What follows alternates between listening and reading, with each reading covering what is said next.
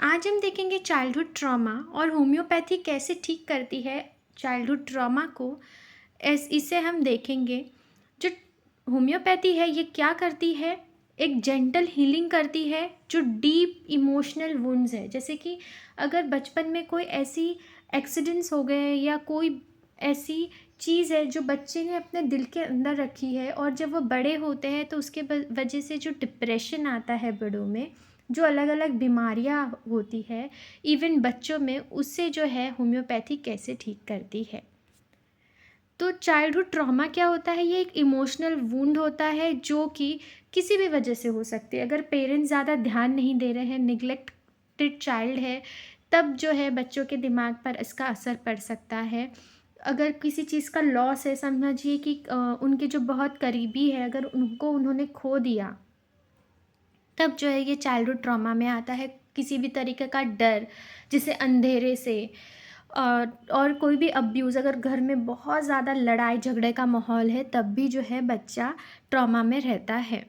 तो इससे होता क्या है, इससे जो है बच्चों पर जो बहुत है बुरा असर पड़ता है। उनमें एंजाइटी हो सकता है, डिप्रेशन हो सकता है, लो सेल्फ एस्टीम यानी कि उनमें कॉन्फिडेंस बहुत कम होगा और उनको कुछ करने की चाहत बहुत कम होगी। और तो और साइकोसोमैटिक कंप्लेंट्स, यानी कि साइको मतलब साइकोलॉजिकल, सोमैटिक यानी बॉडी, जो हमारी दिमागी तनाव रहती है उससे जो हमारे शरीर पे जिस चीज़ का प्रभाव पड़ता है, जो बीमारियां हमें आती है मानसिक तनाव की वजह से, उसे हम कहते हैं साइकोसोमैटिक कंप्लेन। तो होम्योपैथी जो है ये माइंड इमोशंस दोनों पे बहुत अच्छा असर दिखाती है। होम्योपैथी करती क्या है, जो रूट इमोशनल डिस्टर्बेंस है, समझिए कि जब हम केस टेकिंग लेते तो हमें पता चलता है, अच्छा समझिए कि एक बच्चे के घर में जो है पेरेंट्स उस पर ध्यान नहीं दे रहे, तो वो जाके होम्योपैथी जब हम कंसल्ट करते हैं, तो कंसल्टेशन में हमें जब पता चलता है कि ओके प्रॉब्लम यहाँ पे है, तो होम्योपैथी जो है ये इमोशनल लेवल पे काम करती है। तो रेमेडीज़ हम कैसे सिलेक्ट करते हैं, पहले तो नेचर ऑफ ट्रॉमा क्या है, मतलब ट्रॉमा है क्या, नेचर कैसा है। किसी को अब्यूज़ हो सकता है, किसी का वायलेंस अगर किसी के घर में हो रहा हो, या किसी ने अपने बहुत करीबी को खो दिया है, तो नेचर जो है ये ट्रॉमा का, उससे जो है मेडिसिन्स चेंज होते हैं, ठीक है। इमोशनल रिस्पॉन्स, जब हम पेशेंट से बात करते हैं तो हमें पता चलता है कि उस चीज़ को उसने कैसे रिएक्ट किया, अभी बच्चा कैसा है। तो हमें ये काउंसलिंग के दौरान ही हमें पता चलना चाहिए, केस टेकिंग के दौरान ही हमें पता चलना चाहिए कि बच्चे का बिहेवियर अभी कैसा है, उसने किस केस में कैसा रिएक्ट किया है उस बच्चे ने। फिज़िकल मैनिफेस्टेशंस, हमें देखना है कि उसे कोई बीमारी तो नहीं है। काफ़ी बच्चों को जो है इसके वजह से जीआईटी हमेशा डिस्टर्ब हो सकता है, किसी को डायबिटीज़ तक हो सकता है इमोशनल ट्रॉमा के वजह से, किसी को फोबियाज़ आ सकते हैं, तो बहुत अलग अलग तरीक़े की बीमारियां हो जाती है। तो होम्योपैथी क्या करता है, बहुत ही जेंटल तरीका देता है इसे क्योर करने का, और बहुत ही इंडिविजुअलाइज्ड हीलिंग होती है। ऐसा नहीं है कि 4 चाइल्डहुड ट्रॉमा वाले बच्चे आ रहे हैं हम चारों को एक जैसा दवाई दे दें, नहीं। उनका हमें emotional cause, nature of trauma देखना है, फिर हमें देखना है कि फ़िज़िकली वो कितना ज़्यादा वीक है, अभी वो बच्चे की मानसिक हालत कैसी है, और उसे अभी इससे प्रॉब्लम क्या हो रहा है। तो हमें ये सब ध्यान में रखते हुए, इवन चाइल्ड का बिहेवियर ध्यान में रखते हुए हमें मेडिसिन देना है। तो हम अब कुछ मेडिसिन देखेंगे जो चाइल्डहुड ट्रॉमा पे बहुत ही, जिनका एक्सीलेंट रिजल्ट है। पहला है इग्नेशिया अमारा। इसमें क्या होता है, इग्नेशिया एक बहुत ही अच्छी रेमेडी है जिसमें अगर इमोशन सप्रेस हो गए हो, लेकिन जो बच्चा रहेगा या कोई भी बड़े भी पर्सन रहेंगे तो उनमें कैसा रहेगा, ग्रीफ आपको दिखेगा, बहुत ज़्यादा ग्रीफ रहेगा, मगर वो लोग चुपचाप सब कुछ बर्दाश्त करेंगे, साइलेंट सफरिंग होगी इग्नेशिया के पेशेंट में। लेकिन इग्नेशिया की पर्सनालिटी भी बहुत अलग रहती है, ये जो रहते हैं बहुत ही अट्रैक्टिव पीपल रहते हैं। इवन इग्नेशिया जो पर्सन्स रहते हैं वो जब आप देखोगे तो लुक वाइज भी बहुत अच्छे दिखते हैं, लेकिन जब वो बातें करेंगे तो उनकी बात करने के तरीके भी बहुत इम्प्रेसिव होते हैं। तो हमें कॉन्स्टिट्यूशन भी देखना है, पर्सन की पर्सनालिटी कैसी है, प्लस उसने किस तरीके से रिएक्ट किया है, ठीक है। नेट्रमूर दूसरी दवा है जिसमें ये सप्रेस्ड इमोशन की बहुत अच्छी दवा है, और मैं बोलूँ जितना भी पॉपुलेशन अपने पास है उसमें से 1/3 पॉपुलेशन जो है नेटमूर के मिलते हैं हमें आजकल की जो सिचुएशन है उस हिसाब से। तो इसमें क्या होता है, सप्रेस्ड इमोशंस इसमें भी होता है। बच्चा जो रहेगा रिजर्व्ड रहेगा। ये जो बच्चे होते हैं नेटमूर के, ये दिल के अंदर जो है ना वो चीज़ें रखते हैं, वो बताते नहीं है उनको। अगर आप देखोगे ना आपको ऐसा लगेगा नॉर्मल तो है, इसमें क्या प्रॉब्लम है, लेकिन जब हम केस लेते हैं और तब हमें पता चलता है कि एक तो चीज़ें रहती है जो उसके दिल में, उसने बोलते नहीं कड़वाहट होती है, तो वो अपने दिल में अंदर दबा कर रखते हैं उस बात को, मगर वो उस चीज़ की ज़्यादा कंप्लेन करते नहीं हैं। तो नेटमूर ऐसे रहते हैं। और नेटमूर की जो ग्रीफ रहती है बहुत पुरानी रहती है, लॉन्ग लास्टिंग ग्रीफ, वो भूलते नहीं हैं ईजिली चीज़ों को, उनके दिल में वो चीज़ दरार कर जाती है और उसके वजह से जो है उनको बहुत ज़्यादा बाद में प्रॉब्लम्स आने लगते हैं, चाहे वो साइकोलॉजिकल हो या सोमैटिक हो। तीसरी रेमेडी है स्टेफिसैग्रिया। इसमें क्या होता है कि किसी ने भी किसी को इंसल्ट कर दिया, जैसे कि अगर किसी ने मुझे सपोज़ इंसल्ट किया और मैंने अगर उसको पलट कर जवाब नहीं दिया, लेकिन मुझे बहुत बुरा लगा है, मैं ह्यूमिलेट हो गई हूँ, मगर फिर भी मैंने जवाब नहीं देना प्रेफर किया, राइट। तो ऐसे में ये स्टेफिसैग्रिया जाता है। ऐसे पेशेंट, ऐसा जिसका नेचर रहता है उनमें स्टेफिसैग्रिया जाता है। मतलब मुझे गुस्सा आया लेकिन मैंने उसे सप्रेस कर लिया, ठीक है। या अब्यूज़, ठीक है। एकोनाइट फोर्थ रेमेडी है। इसमें क्या होता है, अक्यूट फियर आएगा और अक्यूट शॉक, अचानक से फियर, जैसे अचानक से फियर आएगा, अचानक से शॉक, किसी की डेथ की, राइट। वैसे मैंने जहाँ तक मतलब एक्सपीरियंस किया है, अगर कोई करीबी को खोए और उसमें अगर बहुत ज़्यादा दुख है किसी को, मेंटली उनका बहुत ज़्यादा सिम्टम्स आ रहे हैं उनमें, मेंटली फिज़िकली, तो कॉस्टिकम एक बहुत अच्छी रेमेडी है जो हम कॉस्टिकम दे सकते हैं। और वो सच में बहुत, इवन सिंगल डोज अगर आप दे दो 200 पोटेंसी की कॉस्टिकम की, तो पेशेंट आपके पास एकदम अलग चेंज ही होकर आता है, लाइक वो बहुत खुश आपको दिखेंगे, ठीक है। फिफ्थ रेमेडी है स्ट्रैमोनियम। स्ट्रैमोनियम के पेशेंट अलग होते हैं, उनको रात में ना बड़ा डर लगता है, नाइट टेरर्स, उनको डार्कनेस से बहुत डर लगता है, उनको वायलेंस, अगर कहीं हाथापाई हो रही है, बहुत ज़्यादा झगड़े हो रहे हैं, तो वहाँ पर भी उनको डर लगता है, ठीक है। अब इग्नेशिया जो है ये पर्सन, और हम देखेंगे कि ये लोग रिएक्ट कैसे करते हैं ये रेमेडीज़। तो इग्नेशिया है ना बहुत ईजिली रो देगा।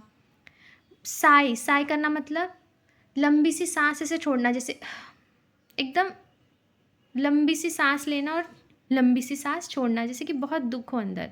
ब्रूट साइलेंटली, मतलब वो पुरानी चीज़ों को सोच करना, दुख मनाना, और वो बहुत मतलब आपको दिखाएंगे नहीं, वो अपने अंदर ही रखेंगे वो चीज़ को, ठीक है। नेट्रम मूर, वो क्या करते हैं, बाहर से तो लगेंगे हाँ बहुत सही दिख तो रहे, बहुत स्ट्रॉन्ग है ये पर्सनालिटी, और बिल्कुल आपको लगेगा नहीं कि इनमें कुछ है ऐसा प्रॉब्लम, लेकिन वो क्या करेंगे, वो सबके सामने स्ट्रॉन्ग दिखाएंगे मगर अकेले में जाके रोएंगे।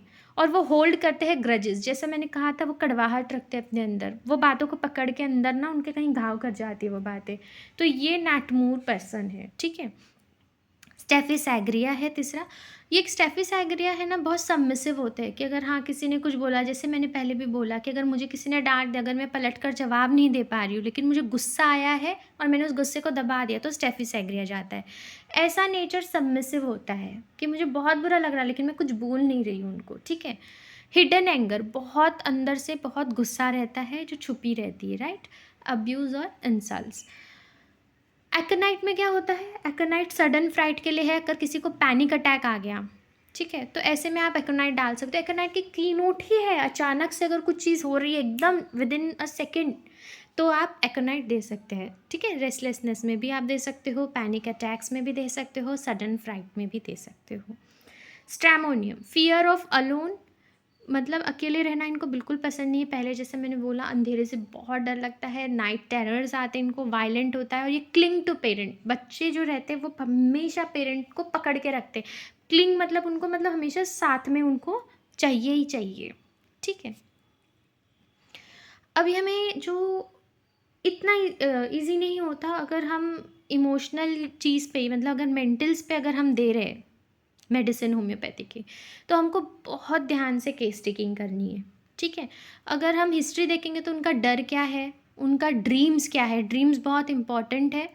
काफ़ी सारे ऐसे रेमेडीज़ हैं जिनमें ग्रेवयार्ड दिखता है काफ़ी लोगों को, जहाँ पे मुर्दा घर दिखता है काफ़ी लोगों को भूत दिखता है, तो उस हिसाब से भी मेडिसिन्स चेंज होते हैं। उनकी मेंटल स्टेटस हमें ड्रीम से पता चलती है, ठीक है। बिहेवियर उनका कैसा है, ओके, हर कोने में तो नहीं देख रहे हैं, कैसे जवाब आपको दे रहे हैं, ये सब आपको देखना पड़ेगा, ठीक है। डर लग रहा है कि नहीं, अगर कोई किसी का बहुत ज़्यादा सदमा किसी को बचपन का है तो वो पॉइंट पे वो पर्सन बहुत रोएगा, अभी तक उसके अंदर क्या इंटेंसिटी का डर या गुस्सा है, ये आपको पहचानते आना चाहिए, ठीक है। Remedies individualised, not one size fits all. तो हर केस अलग होता है एक दूसरे से होम्योपैथी में, तो आपको ये सारी चीज़ें देखनी पड़ेगी। पर्सनैलिटी, पर्सन कैसा बिहेव कर रहा है, क्या दुख था उसको, कितने साल हुए उस दुख के, और फिर भी उसमें कितना अभी भी वो ताज़ा है, हमें ये भी देखना पड़ता है कई बार, ठीक है। प्लस उनके कोई फिज़िकल सिम्टम आए कि नहीं। तो ये सब की वजह से ना, जो मेंटल्स पे जब हम दवाई देते हैं तो हमें बहुत केयरफुल होना पड़ता है। और हर दवाई जो है, हर पेशेंट अलग है, इसलिए दवाई भी चेंज होती रहती है, ठीक है। सपोर्टिव काउंसलिंग करना पड़ता है जब भी हम मेंटल्स पे दवाई देते हैं। तो जितना दवाई काम करती है उतना ही हमारा, हम किस तरीके से पेशेंट को हैंडल करते हैं, ये काम आती है, राइट। वो जो भी पर्सन जो सफ़र कर रहा है वो अपने घर वालों से उतने ठीक से खुलकर बात नहीं कर सकता कि उसे क्या प्रॉब्लम है, ठीक है। लेकिन वो अपने को आकर हमें बोलेगा। सो हमें उनको समझना पड़ेगा कि ओके, हमें उनको पेशेंसली सुनना पड़ेगा और हमें ऐसा बताना पड़ेगा कि हम आपको समझ रहे हैं, क्योंकि इससे क्या होगा कि वो अपने दिल की पूरी बातें बोलेंगे और वो पूरा वेंटिलेट आउट हो जाएंगे, जिनसे ऑलरेडी काउंसलिंग के बाद या ऑलरेडी जब आपसे बात करेंगे ना, केस टेकिंग होगी, तो ऑलरेडी उनको बहुत हाफ रिलीफ मिल जाता है। अक्सर केसेस में होता है जो मेंटल्स पे हम देते हैं तो आते हैं लोग, इवन अगर वो आधा घंटा रो रहे, 1.5 घंटा रो रहे, आपको पेशेंसली उनको सुनना है कि वो बोल क्या रहे हैं, ठीक है। फैमिली एनवायरनमेंट को भी हमें कभी कभी लेना पड़ता है कि ओके, फैमिलीज़ को भी हमें कभी कभी समझाना पड़ता है, क्योंकि काफ़ी फैमिली ऐसा रहती है कि एक्चुअल में उन्हें नहीं पता रहता कि उनकी बिहेवियर कैसी है और बच्चा क्या चाहता है। उन्हें लगता है कि हम तो नॉर्मल है भाई, ये ऐसा क्यों है, तो उनको काफ़ी बार काउंसिल करना पड़ता है कि आपको अपने बिहेवियर में चेंज लाना पड़ेगा, ठीक है। सो ये बहुत इम्पॉर्टेंट है। कोई कोई बच्चों की स्कूल भी एक ट्रॉमा हो जाती है स्कूल में, तो हमें वहाँ भी उनका स्कूलिंग चेंज करना पड़ता है। बहुत सारे रीज़न्स रहते हैं। सो वहाँ जहाँ रीज़न है वहाँ पर जाके हमको उस लेवल पे भी एक स्टेप उठाना पड़ता है। लाइफस्टाइल एंड सपोर्ट, तो हमें उनका एनवायरनमेंट थोड़ा ऐसा बनाना पड़ता है कि उनको ऐसा लगे कि हाँ भाई हम सेफ़ है, हमें सब प्यार करते हैं, ठीक है। और उनको जो पसंद है, जैसे आर्ट करना, ड्राइंग करना पसंद है, खेलना पसंद है या म्यूज़िक पसंद है, तो उनको वो बच्चों को अलाउ करना। ये बच्चों के लिए है, मगर बड़े के लिए भी सेम चीज़ें अप्लाई होती है। मेडिटेशन और रिलैक्सेशन और पेशेंस और रीअश्योरेंस तो वो तो देते ही हैं हम, ठीक है।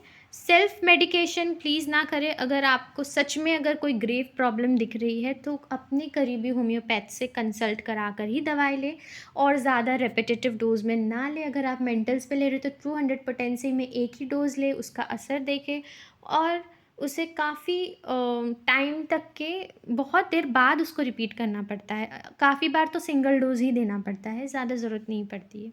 सो कभी भी होम्योपैथ से ही जाकर मिले और उनसे बात करके ही दवाई ले, ठीक है।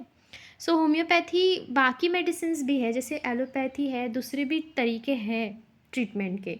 But why homeopathy? Because homeopathy क्या करता है, बहुत जेंटल है, ठीक है, और वो मेंटल्स पे बहुत अच्छा असर दिखाती है होम्योपैथी। और काफ़ी सारे ऐसे केसेस आते हैं होम्योपैथी में जो चाइल्डहुड ट्रॉमा से रिलेटेड होते हैं, इसलिए मैंने ये वीडियो बनाया। बिकॉज पीड्स में अगर आप जाओ या बड़े में भी अगर आप केस टेकिंग ले रहे हो ना, तो हर पेशेंट, काफ़ी सारे जो पेशेंट्स होते हैं, मोस्टली इलाइट फैमिलीज़ वाले पेशेंट्स, मैंने अक्सर देखा है कि उनमें ये जो है, कहीं ना कहीं जो भी उनकी प्रॉब्लम्स है वो मोस्टली जो है चाइल्डहुड ट्रॉमा की वजह से ही होता है। काफ़ी बार ऐसा होता है, ठीक है। एंड ये क्या करता है, होम्योपैथी बहुत ही ज़्यादा अच्छे से क्या है, जो भी अपनी प्रॉब्लम है मेंटल्स को, उसे काम करती है। और हमारी जो इवन मेंटल्स के साथ आपके फिज़िकल सिम्पटम्स भी धीरे-धीरे चले जाएँगे। इवन सिंगल डोज़ में आपको बहुत बेहतर फ़ील होने लगेगा, ठीक है? सो थैंक्स फॉर वॉचिंग, और do like, share and subscribe अगर आपको पसंद आया ये वीडियो। धन्यवाद।